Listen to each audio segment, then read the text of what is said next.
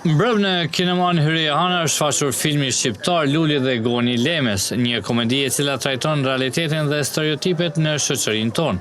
Shfaqja filmave shqiptar në ekranin e kino Hyriehana po vlerësohet shumë edhe nga filmdarshësit të pranishëm në sallë. Ka dhe me çfarë punon?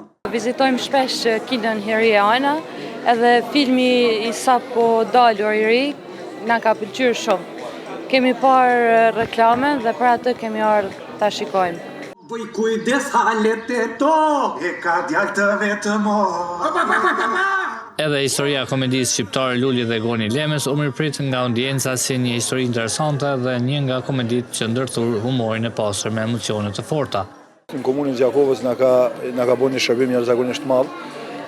Kino dhe normalisht që vime edhe vetë, i sjellim edhe familjes, fëmijët, sidomos filmat që shfaqen këtu, edhe premierat që shfaqen jashtëzakonisht qëllune, po më vjen mirë që kino e ka edhe një traditë që e ruan atë punën që filmat shqiptar duhen të jenë të parët ata që janë premiera dhe që shfaqen këtu në komunën Gjakovës.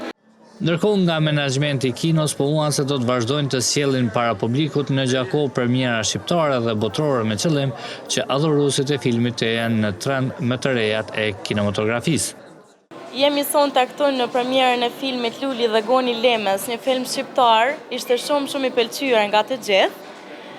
Është një histori tamam tipik shqiptare, për ata që nuk e kanë pa ju kisha ftuar gjithçysh më ardhi pa me datën 23 në orën 20.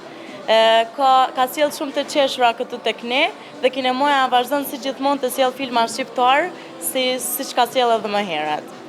Në këtë film në rolet kryesuar luajnë Aurela Gaçe, Devis Çaushi, Fioralba Ponari e të tjerë.